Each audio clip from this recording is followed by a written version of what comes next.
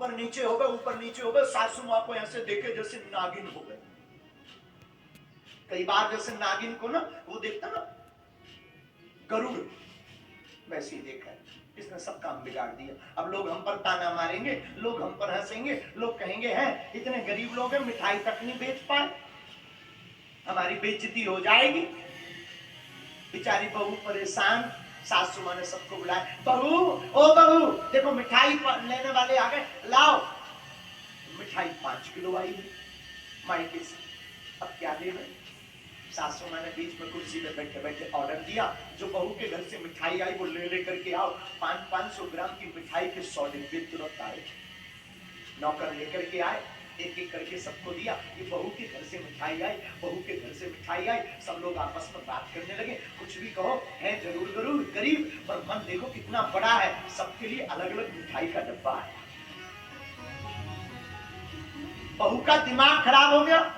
मेरी माँ ने तो 5 किलो भेजने को कहा था, ये इतनी सारी मिठाई कैसे भेज दी? फोन लगाया, तुरंत छत के ऊपर गई। ये माँ तू बड़ी झूठ बोलते, हमको तो 5 किलो बताया था, और तुम्हें ये 100 डिब्बे कहां से भेज दिए? माँ कहती बेटी मैंने तो 5 किलो ही भेजे, मुझे तो पता नहीं। ले तेरे पिता से भी पूछ। पिता ने भी कहा मेरे नाई के हाथों हमने बेटी 5 किलो ही डिब्बा भेजे। अब तो इसका दिमाग मत गया। इसने फोन काटा, नीचे झट झट झट झट करके उतरती हुई पटपट करके गई। सब लोग जा रहे थे, मिठाई लेते जा रहे थे, बहू की सराहना कर रहे थे, बहू के घर वालों की सराहना कर रहे थे। इसके दिमाग में तो कौतूहल था। मैं माँ को पूछूं, एक कोने में माँ को ले गई। माँ जी मेरे घर से तो 5 किलो मिठाई आई है, पर ये 100 डिब्बे कहां से आ गए 500 ग्राम के? माँ ने हाथ पकड़ा, बोले बेटी तेरी केवल क्या एक माँ है?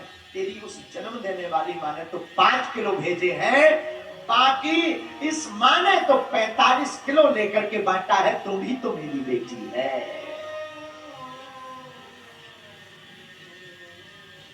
तुम ही तो हमारी बिटिया है। बहू की आंखों में आंसू आ, झरझर करके आंसू बहे, तुरंत चरणों में गिर गई, प्रणाम करने लगी। अब बताओ भला इस घर में कब लड़ाई होगी? बताओ क्या लड़ाई होगी? बताओ क्या इस घर में महाभारत होगी? बताओ क्या इस घर में कोई फूट डाल पाएगा? बताओ क्या ये बहू कभी अपनी सासू माँ की बुराई करेगी? बताओ क्या ये बहू कभी अपनी सासू माँ को, अपने पति को, अपने ससुर को गाली देगी? कभी नहीं देगी। ये तो एकदम गदगद हो गई। तो प्रभु को धन्यवाद देकर कहती, प्रभु आपने एक जन्म देने वाली माँ दी, दूसरी उससे बड़ी माँ सासू माँ दी।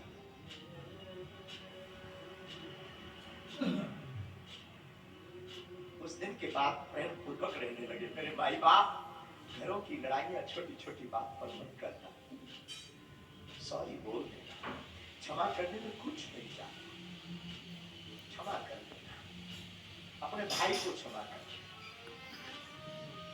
अपने पति को क्षमा कर देना, अपनी पत्नी को क्षमा कर देना। आजकल आधे से ज्यादा तलाक के केस अदालत में चलते हैं।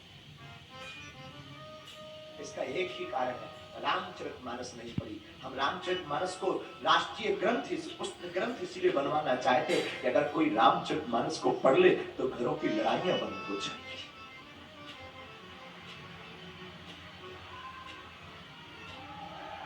मेरे पागलों, अगर रामचरितमानस राष्ट्रीय ग्रंथ बन गया तो घरों का विवाद शून्य हो जाएगा। गोस्वामी तुलसीदास जी खल की वंदना करते,